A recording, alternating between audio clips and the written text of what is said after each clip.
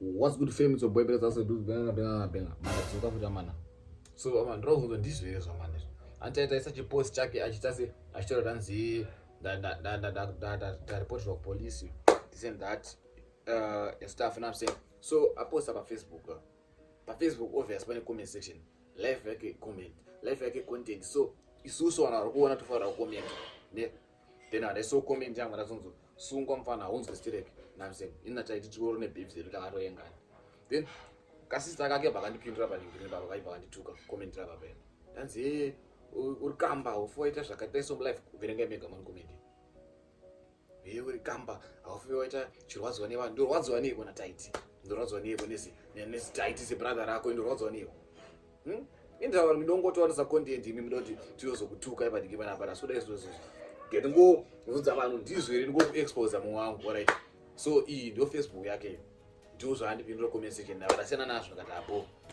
still fine but amiguno I think ndatozomupindura kuti iwo ndezvako na blazi yako then ndatozomupindura after ndazoona antiwira kuti message WhatsApp apedze papo but amiguno kuFacebook ne akuya kuWhatsApp akunyora kuti message tizverezvo uri muroyi this and that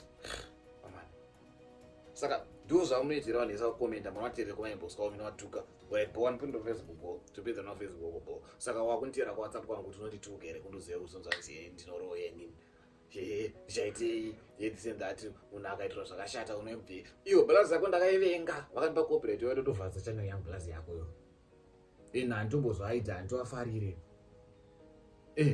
munhu ada kuona downfall yevamwe saka dotoonawo downfall yake mustupid so ameno kana zvakubata ameno kana zvakupowa ameno uzo you can't come to my DM uchindituka tanzi ndoda kwa blazi yako blazi yako social media shaunzo blazi yako life yave content pamwe kuti nyepero tasungwa police unzo zvakawanda zvakatinyepera vanhu vakakomenta unotera vanhu kungopangana vanatuka zvinyadzi vamwe vanatuka zvemprugwa blazi yako but they don't come kuma inbox avo vanokupindura comment section kuzvipera ndizvo ndokuramba izvo kana ari blazi yako akutuka futseke wendimese ndibloke kupage kwacho ndovhura imwe ndotoyekoko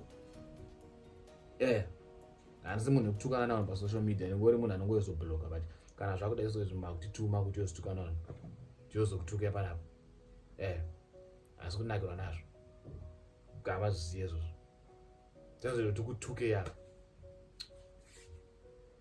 anyways do what you do best man keep on do what you do best man WhatsApp kwacho ndada kubloka ablazi yako ida banda ibloka sadzoke WhatsApp na Facebook kwacho ida banda kubloka kana zvibvira blazi yako ngwandi bloke Facebook kwacho ndoramba chingovaona nemaghost account anyways do what you do best man keep on do what you do best man if you please like comment share subscribe pane manga itora slow asi kuzotora slow patina pa channel pangu do what you do best and I'm gonna keep on doing what I'm doing best. My name is Praise Makara.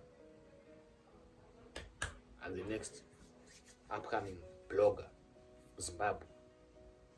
Inini Nduya. Anyways, if it's the first time, please like, comment, share, subscribe channel for more and more content, guys. I'm simple to and I'm simple to my videos. I'm simple to Facebook, but so I don't too much to my live Facebook page. And I'm simple to Facebook, but please go and follow me on Facebook account. Praise Makara, Instagram, Praise Makara, Praise and let's go to TikTok, Praise Makara, everywhere Praise Makara. Even in heaven you'll find me Praise Makara. YouTube, let's go. Road to 3,000 subscribers before this month ends. Please like, comment, share, subscribe, make sure. Tell me what you think down in the comment section. Your reason more for us. This way, you can come with them to cover this because the comment about post and bless you. You know, they have a drama complaints. I don't do the first channel, but you know, to cover them. Do it to this and keep it on the business. Look, so I'm gonna sue you. Yes, so we don't come with them to go to the movie.